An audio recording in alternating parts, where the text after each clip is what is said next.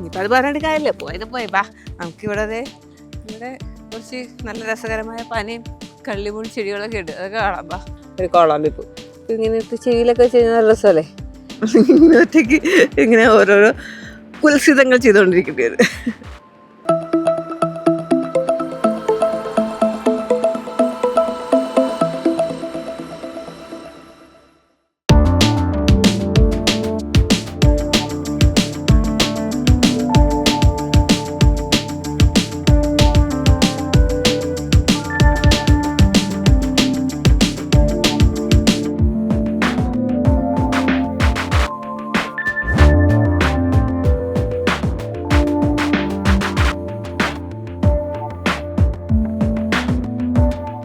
എന്താല്ലേ നോക്കിയ മനുഷ്യന്മാരുടെ കാര്യം.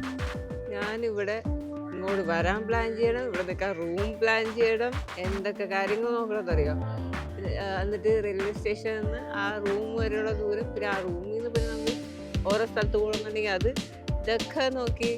ചില മനുഷ്യരെ കണ്ടില്ല, ഇത് സുഖമായിട്ട് ഇങ്ങനെ വീണടം വിഷ്ണു ലോകം പോലെ കിടന്നുറങ്ങുന്ന വെറുതെ എൻ്റെ കാശ് പോയി.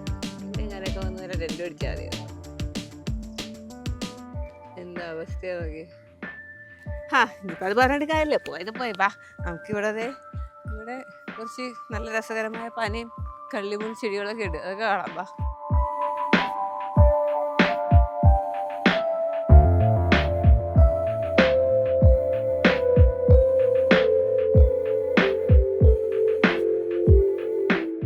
അലമ്പ് സീനാണ്. ആ ചേട്ടൻ അവിടെ കിടക്കണ കണ്ടപ്പോഴത്തേക്കും എന്തായാലും തറയിൽ കിടക്കാൻ വേണ്ടി ഒരു ചെറിയ പടിയൊക്കെ കാരണം ഈ തെങ്ങുംതടി പോയി കിടന്നാണ്.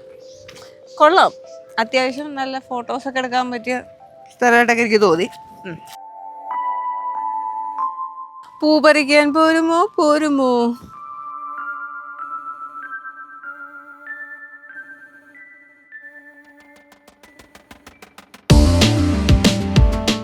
ഈ പൂ കണ്ടോ, ഇവിടെയൊക്കെ നിറച്ച് പൂവുണ്ടേ, നല്ല രസമുള്ള പൂ. ഇപ്പോൾ ഇങ്ങനെ ഇവിടെ മാത്രമല്ല, ഇങ്ങനെ ബീച്ച് സൈഡിലൊക്കെ ഇങ്ങനെ ഷൂട്ടിനൊക്കെ പോകുമ്പോൾ ഇത് കാണാറുണ്ട്, ഒരു കോളാമ്പിപ്പൂ. ഇങ്ങനത്തെ ചെടിയിലൊക്കെ ചെയ്യുന്ന നല്ല രസമല്ലേ. പക്ഷെ ഇങ്ങനെ ഞാൻ കുറച്ച് നേരത്തെ ഇതേപോലെ ചെയ്തുകൊണ്ടിരുന്നപ്പോൾ ഇവിടുത്തെ ചേട്ടൻ വന്ന് എന്നോട് പറഞ്ഞു, ഇത് കഴിക്കുകയൊന്നും ചെയ്യരുത്, മത്ത് പിടിക്കും, കിറുങ്ങിപ്പോവും. അപ്പം അങ്ങനെ എന്തോ ഇതുള്ള ഒരു പൂവാണ്. അപ്പോൾ ഇതിനെക്കുറിച്ച് അറിയാമെങ്കിൽ, ഇതിൻ്റെ പേരറിയാമെങ്കിൽ ഒക്കെ അത് പറയണേ. വേറെ എന്തെങ്കിലുമൊക്കെ ഉപയോഗം ഉണ്ടെങ്കിലും പറയണം. ചിലപ്പോൾ വല്ല മെഡിസിനിൽ ഉപയോഗമൊക്കെ ഉണ്ടെങ്കിലോ അറിയാവുന്നവർ അതൊക്കെ ഒന്ന് പറയണേ. അവിടെ കിടന്ന് വെച്ച പുള്ളിയില്ലേ, ആ പുള്ളി ഒരു 3 ദിവസമായിട്ട് ഇവിടെ തന്നെ കിടന്ന് ഉറങ്ങണ ഒരാൾ വന്ന് പറഞ്ഞു വരും. ആദ്യം ഈ പറഞ്ഞ പോലെ ഞാനും കണ്ടില്ല, പിന്നെ കണ്ടപ്പോൾ ഞാനും പേടിച്ചു, പിന്നെ അനക്കൂല എന്നൊക്കെയാണ് ആദ്യം നോക്കിയത്. എന്തായാലും ഞാനപ്പോൾ കാലത്ത് തന്നെ നമുക്കിങ്ങനെ ഒന്ന് എന്താ പറയുക, ബീച്ചിൽ കൂടെയൊക്കെ നടക്കാം. എന്താ പറയുക, ഒരു നടത്തം നല്ലതാണല്ലോ. അപ്പോൾ അതും ആയിക്കോട്ടെ. കൂട്ടത്തിൽ ഇങ്ങനെ നയന മനോഹരമായ കാഴ്ചകളൊക്കെ കണ്ട് കുറച്ച് നേരം ബീച്ചിൽ ഇങ്ങനെ തിരമാലകളൊക്കെ എണ്ണി കുറച്ച് കക്കയൊക്കെ പെറുക്കി നടക്കാം അല്ലേ. വാ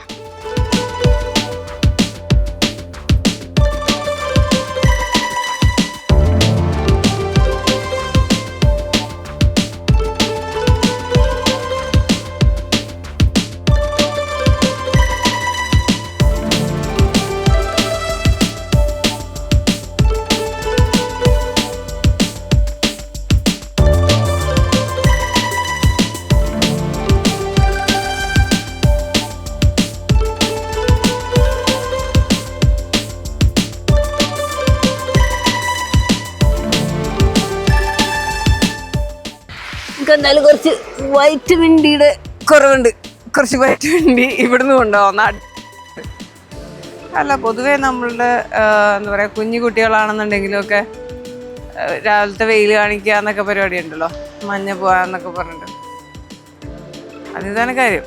വൈറ്റമിൻ ഡി നമുക്ക് കിട്ടേണ്ടതുണ്ട്. അപ്പോൾ പൊതുവേ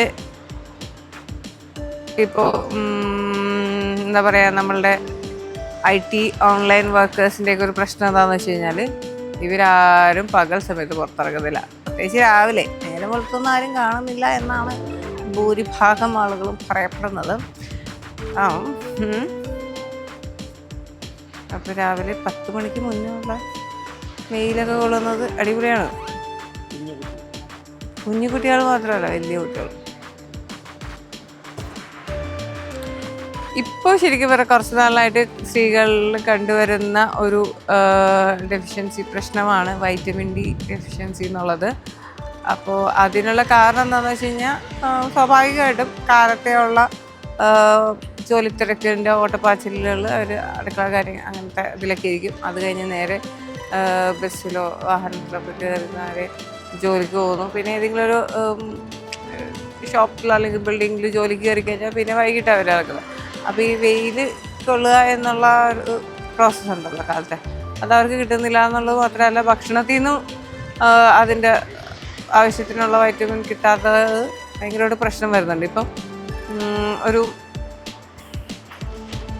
ഒരു ടീനേജ് മുതൽ അങ്ങോട്ട് ഏജ്ഡായിട്ടുള്ള സ്ത്രീകളോടൊക്കെ ഡോക്ടേഴ്സ് ഏറ്റവും കൂടുതൽ സജസ്റ്റ് ചെയ്തത് വൈറ്റമിൻ ഡി ഒന്ന് ചെക്ക് ചെയ്ത് നോക്കൂടോ അതൊക്കെ പറയുന്നത് എന്നോടും പറഞ്ഞിട്ടുണ്ട്.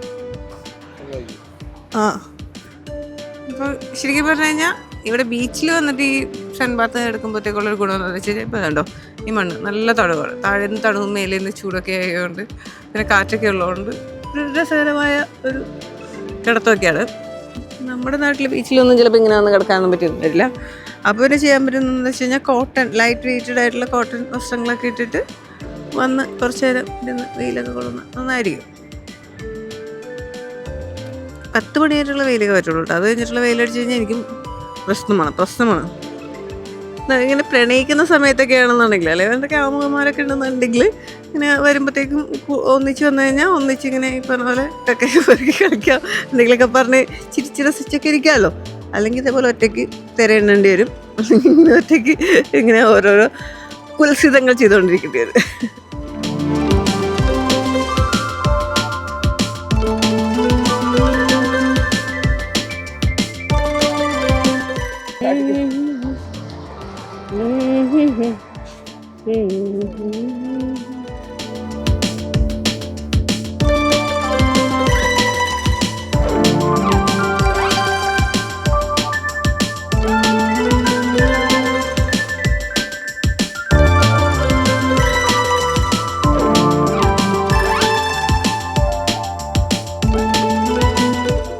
നല്ല അടിപൊളി ചിപ്പിയൊക്കെ ഉണ്ടോ അവിടെ, വെള്ളം അടിച്ചു വരുമ്പോഴത്തേക്കും.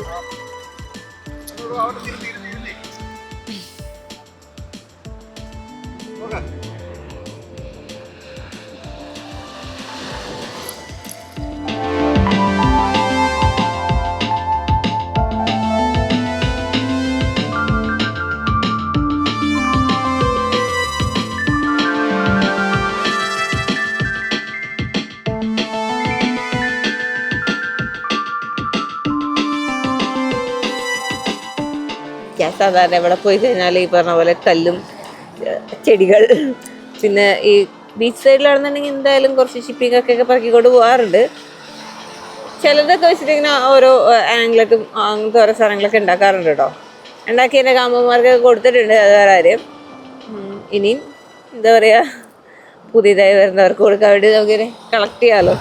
നല്ല നല്ല രസമുള്ള ഭംഗിയുള്ള ഇവിടെ കുറേ ഉണ്ട്. ശരിക്കും പറഞ്ഞു കഴിഞ്ഞാൽ എല്ലാം നല്ല വെറൈറ്റിയാണ്, എല്ലാം നല്ല വ്യത്യസ്തമാണ്.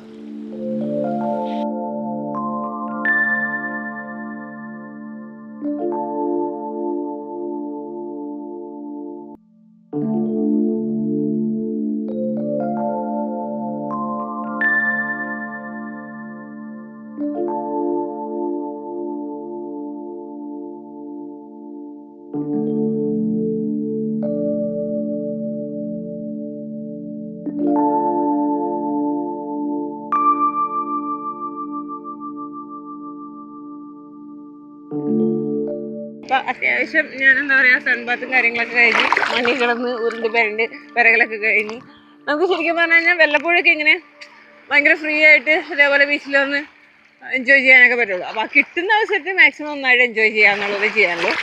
അപ്പോൾ അതൊക്കെ കഴിഞ്ഞ് ഇനി മണ്ണൊക്കെ എന്തായാലും കഴുകികളാവാം. അതായത് ഇങ്ങനെ ഒന്ന് വെള്ളത്തിൽ കുറച്ച് കഴിഞ്ഞാൽ അടിപൊളി, നല്ല സുഖം. നട്ടപ്പുറ വെയിലെത്തി ഇങ്ങനെ കിടക്കാൻ വേണ്ടി ഇനി പ്രാന്താണോന്നൊക്കെ ദൂരെ നിന്ന് നോക്കുന്നത്.